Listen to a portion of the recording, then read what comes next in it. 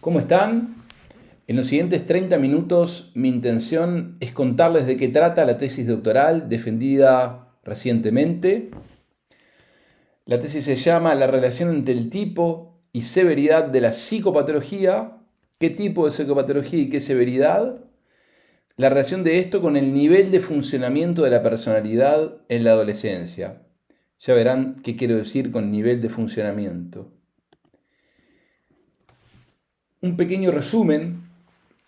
La tesis explora la relación entre el tipo y la severidad de la psicopatología con el funcionamiento de la personalidad en adolescentes uruguayos desde múltiples perspectivas.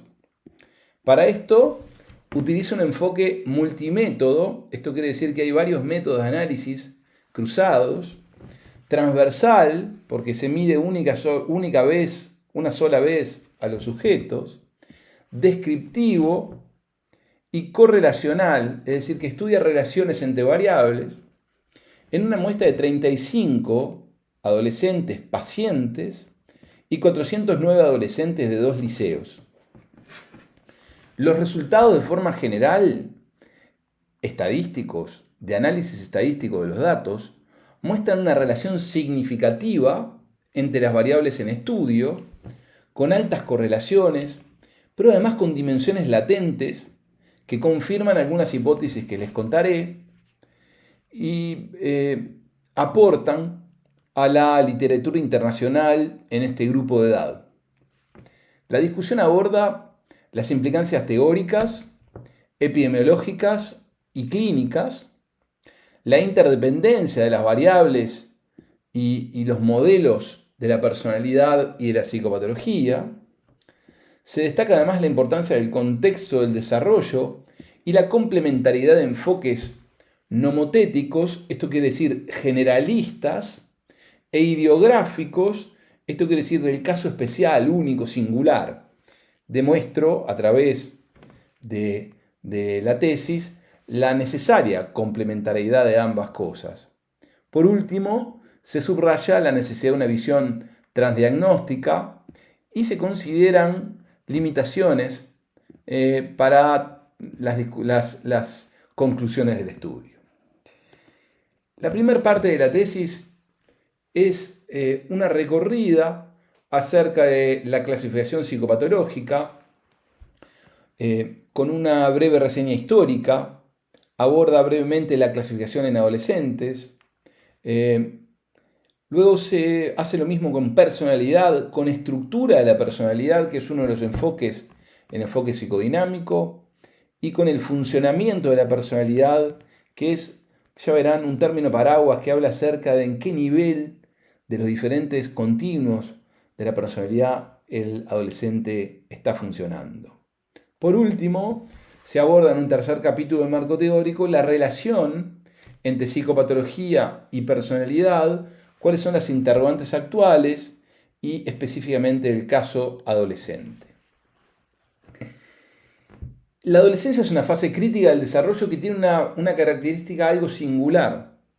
Es también, por un lado, fase de emergencia de psicopatología y es fase de emergencia de los incipientes alteraciones de la personalidad. Por otro lado, hay evidencia internacional de que esta relación existe, con trabajos similares a los trabajos adultos que hablan sobre que esta relación existe, pero hay escasez de datos nacionales y de publicaciones, y hay una necesidad clara, esto es una especie de punto derivado de la práctica que tiene la tesis, hay una necesidad clara de herramientas que permitan afinar el diagnóstico y los tratamientos de aquellos pacientes que cursan una psicoterapia psicodinámica. Por lo tanto, pensamos que la tesis está justificada porque puede brindar hallazgos empíricos, hallazgos estadísticos de variables muy validadas y estudiadas a las teorías, permitiendo pensar sobre ellas, que además creemos tiene validez clínica, pretende integrar la clínica con la investigación, los datos de la investigación con la clínica y la práctica, y además tiene validez epidemiológica debido a la escasez de datos que les comunicábamos previamente. La pregunta principal, esto es un esquema clásico de preguntas, objetivos e hipótesis que están todos interrelacionados. La pregunta principal es cuál es la relación entre el nivel de funcionamiento de la personalidad con el tipo y la severidad de psicopatología en una muestra de la población adolescente en Uruguay. Y después hay preguntas subordinadas referidas a cómo se distribuye en esa muestra el tipo y la severidad de psicopatología y el funcionamiento. ¿Hay relación entre la severidad de una con la otra? ¿Hay relación entre la severidad de alguna y los tipos de psicopatología? Es decir, hay determinados tipos de psicopatología que acompañan el deterioro de la personalidad. Hay algunos aspectos de la personalidad que determinan tipos de psicopatología. Y por último, dos hipótesis relativas a la integración de las herramientas, dos preguntas relativas a la relación de las herramientas en la integración de las herramientas en la clínica, argumentando que la pregunta es cómo una herramienta mejoraría la comprensión de los pacientes. Y por último, se intenta abordar cómo se puede manifestar esta relación personalidad-psicopatología en un estudio de caso único y singular. Las hipótesis, esas eran las preguntas, las hipótesis están relacionadas claramente. La principal es que existe una relación significativa entre psicopatología y personalidad, ¿sí? Y que existe una distribución específica, una relación entre la severidad y el funcionamiento de la personalidad, una relación entre los tipos y el nivel de compromiso del funcionamiento de la personalidad, y que existe, ¿sí? Una mejoría en la comprensión de la relación si utilizamos herramientas, y que además, visto en un caso clínico, esta relación se ve de forma única, singular y complementaria a las leyes generales. Los objetivos, por lo tanto, serán investigar la relación central, describir distribuciones, analizar la relación entre severidad de psicopatología y funcionamiento de la personalidad, identificar agrupaciones o tipos de psicopatología en relación con el nivel de funcionamiento de la personalidad, ver si hay alguna subdimensión de la personalidad que se relaciona con un tipo específico de psicopatología y evaluar la utilidad de las herramientas y estudiar la manifestación singular y específica en un caso único. Para esta ambiciosa tarea que tardó 7 años, lo que se hizo es adoptar un enfoque multimétodo que combinó un estudio de caso clínico detallado con análisis cuantitativo de muestras un poco más grandes, una de 35 pacientes y otra de población general. El diseño fue, como les dije, un corte en el tiempo, transversal, con alcance de correlaciones, es decir, no tiene el objeto de hacer conclusiones sobre causa de las cosas. Para eso se usaron adolescentes de 12 a 18 años, digamos, fueron sujetos de estudio, en una muestra clínica de 35 adolescentes, en psicoterapia, en el servicio asistencial del Centro Universitario 1 y algunos pacientes de otro centro asistencial, y una muestra general de 409 adolescentes de 2 liceos diferentes, de diferentes contextos geográficos. Se adhirió a la Declaración de Helsinki acerca de la investigación en seres humanos, con consideraciones especiales de la adolescencia en la ética de la intervención, guiados esta vez por normas de UNICEF. Las herramientas utilizadas para recopilar los datos fueron todas cuestionarios de autorreporte, que evalúan diferentes cosas, son todos cuestionarios validados, confiables, es decir, que miden lo que pretenden medir, y además se ha estudiado su relación con la impresión clínica, algunos con más historia que otros. Un cuestionario derivado del Manual de Diagnóstico Psicodinámico de niños y adolescentes que se llama Autorreporte de Estructura. Esto mide si los pacientes están en nivel saludable, neurótico, border o psicótico. Y después, 2 medidas de psicopatología, una del autoinforme de adolescentes de Achenbach, que se usó en la muestra clínica, y La otra, el cuestionario de fortalezas y dificultades, que se usó en la muestra general por ser más breve. Y en la muestra general se sumó un cuestionario que mide malestar emocional, que se llama Cuestionario General de Salud, y que se usó como una especie de proxy, como una especie de forma de validar los resultados encontrados con los otros cuestionarios. En la siguiente sección vamos a ver los resultados. Y están divididos los resultados en la muestra general, los resultados en la muestra clínica y los resultados en el informe de caso previo a meternos en la discusión. Tanto la muestra general como la muestra clínica van a ver que están llenos de tablas y lo que hay que ver son algunas cosas que les señalaré. Hay 3 diapositivas para cada una de las muestras. Primero la muestra general. Como verán, fueron 409 adolescentes, como les dije. Acá ven la distribución por ahí por sexo, es decir, que se distribuían bastante consistentemente. Y esto demuestra que al usar los cuestionarios en la muestra general, estos números de aquí, alfa de Cronbach, omega de McDonald, son los números que es un análisis matemático de las respuestas brindadas para decir, bueno, ok, se preguntó, este cuestionario es confiable para investigar lo que investiga. ¿Sí? Y groseramente, y esto es algo que se va a repetir en toda la investigación, las mujeres presentaron medias más altas, valores promedio más altos en casi todas las escalas y subescalas, tanto en psicopatología como en personalidad. Y los mayores de 15, ¿sí? Y aquellos que tenían experiencia previa con psicólogo, también. Si analizamos, además de esas diferencias entre valores medios de toda la población, ¿no? Que lo pueden ver acá en estos colores, ¿sí? El color más naranja son las mujeres, y como ven, son más chatos, es decir, que hay más mujeres hacia el lado de la severidad.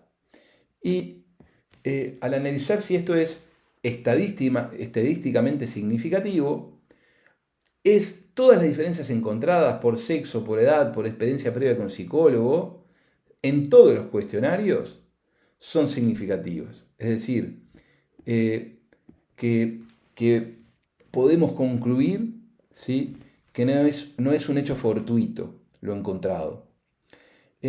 Los resultados según categorías de severidad que pueden ver allí dan algunos números acerca de los porcentajes encontrados, tanto de malestar emocional, arriba, cerca de un 25% considerando malestar subumbral y clínico, los cuestionarios de dificultades, de fortalezas y dificultades, el cuestionario de psicopatología, como ven, ronda un poco el 36, considerando las dos, o el 25, considerando solo el rango clínico, y alrededor de un 18% de la muestra está por encima del rango que debería hacer pensar en una alteración de la personalidad. Una alteración clínica de la personalidad, es decir, un compromiso de la personalidad que atraviesa un punto de corte o un nivel de la dimensión que requiere análisis y asistencia. Analizar la última diapositiva de la muestra general. Esto es una clásica diapositiva que estudia las relaciones entre cada una de las subdimensiones de los diferentes cuestionarios y hace el análisis estadístico de si esa relación va hacia el mismo lado, la correlación va hacia el mismo lado, si esa correlación es fuerte y si es significativa. Y una cosa que sucedió al relacionar tanto las muestras, tanto los valores generales de los cuestionarios como los valores de las subdimensiones, es que en psicopatología y en personalidad, todas las subdimensiones de los cuestionarios relacionadas entre sí correlacionan muy fuertemente y correlacionan significativamente. Lo único que no correlaciona es el aspecto más llamado internalizante, las preguntas relacionadas con la depresión, con la ansiedad, ¿sí? Al compararse con las preguntas relacionadas con los trastornos de conducta, con el déficit atencional, con el trastorno del pensamiento, esas no van hacia el mismo lado, sino que van correlacionan muy débilmente, pero tanto como para hacer pensar que son cosas diferentes. Y las técnicas de reducción de dimensionalidad, que es buscar cuáles son los factores comunes por debajo de estas correlaciones encontradas, se encuentra que en realidad habría un factor común que explica a la psicopatología de la personalidad con un 70% de la varianza aproximadamente. Eso quiere decir que ese factor agrupa muchísimas de las preguntas juntas. Y esto en diferentes estudios estadísticos, tanto el factorial exploratorio como el confirmatorio, arrojan un poco lo mismo. Habría entonces un factor único que explica la conjunción de la personalidad y la psicopatología en gran medida, con un 30% que no, y dos subdimensiones separadas por debajo de ese factor, que son una la internalizante y otra la externalizante. En la muestra clínica, diferentes cuestionarios, diferentes medios, diferentes situaciones, contextos, ¿sí? Como les dije, es de 17 hombres, 18 mujeres, 35 pacientes. Como verán acá, la distribución por edades es bastante acorde, ¿sí? Las confiabilidades de los cuestionarios vuelven a dar muy altas. Las diferencias de vuelta son las mismas. Son significativas y dicen que las mujeres tienen puntuaciones más altas en la muestra clínica en psicopatología internalizante, ¿sí? Y en el cuestionario de estructura. No así en psicopatología externalizante. Y si vamos a los porcentajes de compromiso real por los cuestionarios, en la muestra clínica un 64% de los pacientes están en el rango de psicopatología declarada y un 66% en internalizante y apenas un 45% en externalizante. Y aquí en la muestra clínica el compromiso estructural es un 23%. Las correlaciones vuelven a estar muy altas entre los cuestionarios. Vuelve a suceder que estadísticamente todo se agrupa hacia el mismo lado. Personalidad y psicopatología correlacionan altamente, correlacionan fuertemente y significativamente y van hacia el mismo lado, ¿sí? El análisis de estas dimensiones, ¿habría en la muestra clínica alguna otra dimensión que considerar? Bueno, se encuentra de vuelta un factor global, esta vez que explica el 94% de la varianza, es decir, que hay como poca duda, ¿sí? Lo mismo pasa con los diferentes métodos estadísticos aplicados, un factor global que agrupa psicopatología y personalidad y dos subdimensiones acerca de personalidad, psicopatología internalizante y psicopatología externalizante. Por último, se abordó el estudio de caso. El objetivo era explorar esta relación entre las dimensiones en un paciente en particular. Se combinó para este caso el análisis de las percepciones clínicas comparado con los resultados cuantitativos de los cuestionarios.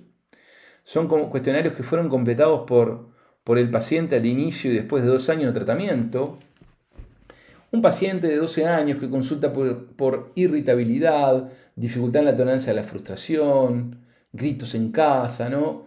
Que había tenido una historia del desarrollo algo compleja porque tenía un hipotiroidismo y eso había hecho que creciera poco y además tenía un antecedente obstétrico algo complejo que aportaba la fantasmática. Tenía 12 años, estaba en una etapa transicional en la adolescencia y se planteó al inicio la crisis del desarrollo, un posible trastorno depresivo ansioso, un conflicto de autoestima y quedó la interrogante acerca de la integración real de su estructura psíquica, dudas sobre si funcionaba en un nivel neurótico o en un nivel un poquito más comprometido debido a algunos episodios proyectivos en sesiones y algo persecutorios. Al analizar los resultados del tiempo 1 al inicio de la psicoterapia, del tiempo 2 al final de la psicoterapia, el tiempo 1 muestra que el cuestionario de psicopatología agrupa en un nivel border casi clínico tanto en lo ansioso deprimido como en la conducta agresiva y que si bien la estructura de la personalidad que por encima de este límite superior está comprometida, ese es el punto de corte, si bien la globalidad de su estructura de personalidad funciona a un nivel neurótico, hay algunos elementos, como son la regulación de la emoción y la capacidad para separarse, que están comprometidos. Esto permite afirmar, respaldar la impresión clínica acerca del agrupamiento sintomático en lo ansioso deprimido y el comportamiento agresivo es consistente con los síntomas. La estructura bien integrada permite descartar el compromiso más en la diferenciación self-objeto, es decir, más estructural de discriminación con el otro, pero resalta áreas de vulnerabilidad que deben ser tomadas en cuenta en el proceso terapéutico. En el tiempo 2, también consistente con la impresión clínica de mejoría, se corrobora que todos los valores y las agrupaciones, tanto sintomáticas como estructurales, están mantenidas. Por lo tanto, comenzamos la discusión. Podemos decir que la relación entre el nivel de funcionamiento de la personalidad, una relación significativa entre personalidad y su nivel de funcionamiento y la severidad de la psicopatología fue confirmada. Es decir, que hay relación entre tipo, severidad de psicopatología y funcionamiento de la personalidad, que no pueden ser consideradas de forma separada. Pero además confirmamos que existen distribuciones específicas en mujeres, ¿no? En mayores de 15, en aquellos que consultan previamente, y esto es consistente fundamentalmente las mujeres y los mayores consistente con la literatura internacional. La hipótesis que dice que a menor nivel de funcionamiento de la personalidad hay mayor psicopatología y o viceversa fue confirmada también. La hipótesis que dice que hay agrupaciones específicas, en realidad, que se asocian con los compromisos de funcionamiento de la personalidad, agrupaciones y tipos de psicopatología también, porque, como les dije, la psicopatología vinculada más a la depresión y más a lo internalizante se agrupa con el factor de alteración de la personalidad, pero no así los factores externalizantes. Lo que fue rechazado es la cuarta hipótesis subordinada, que habla de que hay dimensiones específicas de la personalidad, la regulación emocional, el apego, la discriminación con el otro. Habrían dimensiones específicas que se correlacionan con determinados tipos psicopatológicos. Eso no fue confirmado porque la personalidad fue estadísticamente agrupó mucho en un único factor. Fue confirmada la hipótesis referente a la manifestación única y específica entre de la relación en un caso clínico y también las hipótesis que apoyan el uso de las herramientas. Por lo tanto, ¿qué cosas podemos decir secundario a estos hallazgos? Lo primero es que la relación intrincada entre psicopatología y personalidad no puede ser considerada de forma aislada. Hay una necesidad de integrar los viejos eje 1 y eje 2 del DSM-4, podríamos decir, o integrar el desarrollo de la personalidad y su contexto al cuadro psicopatológico. Es necesaria la superación de esta categorización diagnóstica entre ambos. Pero además, se puede concluir que es necesario integrar diferentes disciplinas para comprender la relación y que es necesario también superar e integrar la visión generalista con la visión singular de caso. Y por último, otra necesidad es la necesidad de integrar la investigación clínica con la práctica clínica, la investigación clínica sistemática con la práctica clínica. El análisis de la categoría de severidad muestra, como les dije, los porcentajes que muestra, alrededor del 25%, eso es consistente, lo encontraron en la muestra general con la literatura, que informa entre un 10 y un 40% de psicopatología en las muestras de población general en adolescentes. El 50% de psicopatología encontrada en la muestra clínica es consistente con la búsqueda de ayuda. El compromiso de la personalidad del 18% en la muestra general es bastante coherente con lo encontrado en adultos. Y hay que aclarar que hay datos limitados en la adolescencia para poder comparar. Ahora sí, en la muestra clínica, el 22 o 23% encontrado en el compromiso de la personalidad es inferior a lo reportado en la literatura, pero pensamos que esto puede representar el contexto específico del servicio asistencial en que fue desarrollado el estudio. Las diferencias por sexo son uno de los misterios más intrigantes de la psiquiatría contemporánea y de los estudios poblacionales. Hay diferentes teorías, una es la reactividad del estrés, la vulnerabilidad, las diferencias culturales en el autoconcepto, la mayor frecuencia de antecedentes de abuso sexual, los cambios hormonales, los neurotransmisores. Hay diferentes estudios en esas diferentes áreas que demuestran que hay diferencias significativas en la forma en que estas variables se expresan por sexo. La diferencia por edad es consistente también con que hay mayor prevalencia de depresión y emergencia psicopatológica en esta etapa, después de los 15.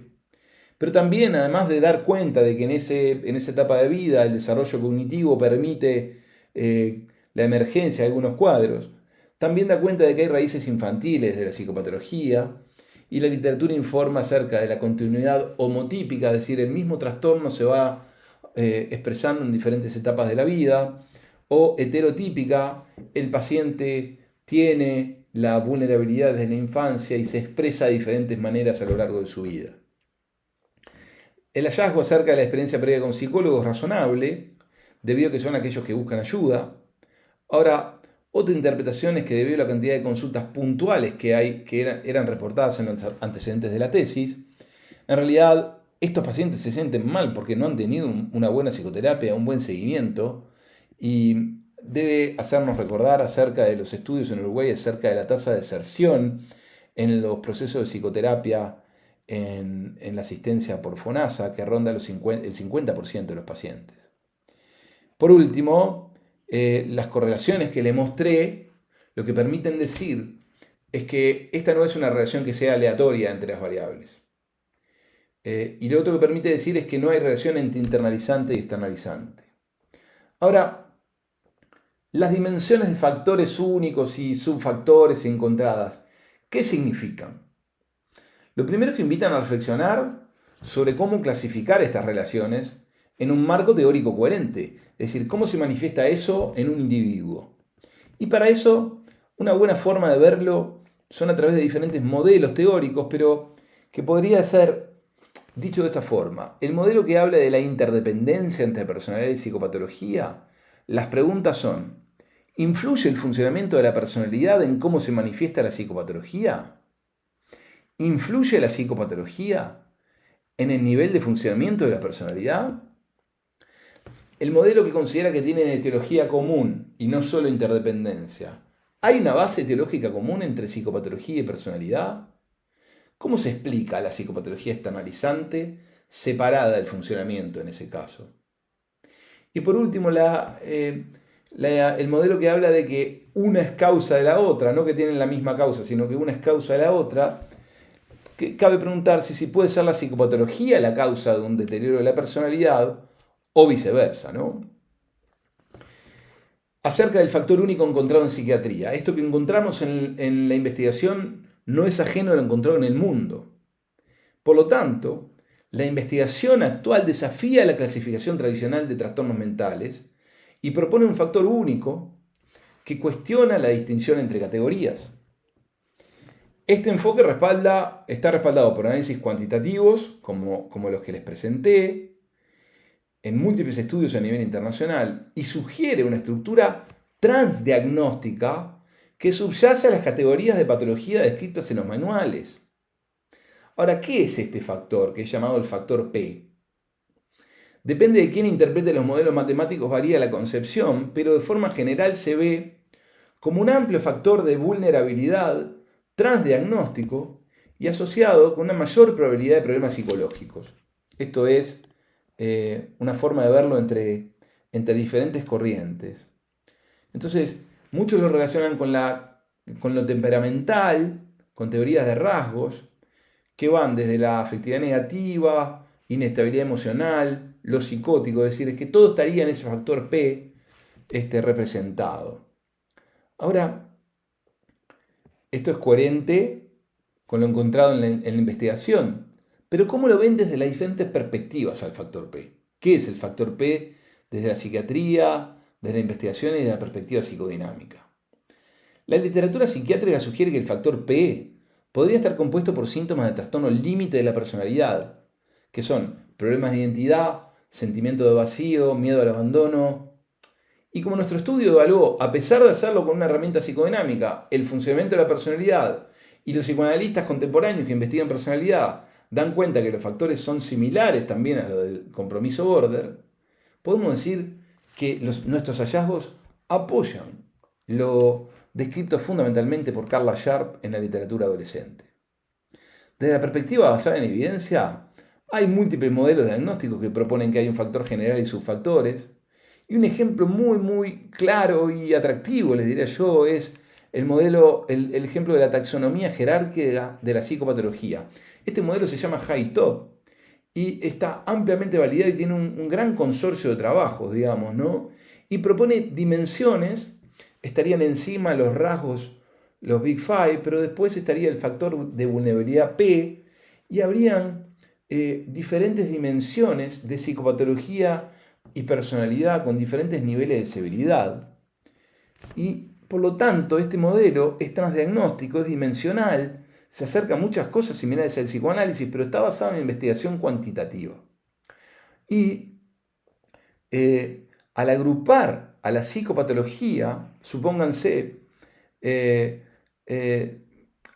la esquizofrenia con el trastorno del pensamiento sintomático o otros ejemplos pueden ser el trastorno de personalidad depresivo con los cuadros clínicos de depresión, digamos, ¿no? Hace como áreas de funcionamiento del sujeto y una cosa fundamental es que esta forma de comprender el modelo latente a la presentación clínica o fenotípica de los pacientes, esta forma de comprender ha sido relacionada con estudios genéticos que demuestran que los gemelos idénticos, ¿sí?, tienen altas correlaciones, es decir, que hay una base genética, hay una base electroencefalográfica, hay estudios de neuroimagen que lo apoyan y correlatos neurobiológicos específicos que han sido validados.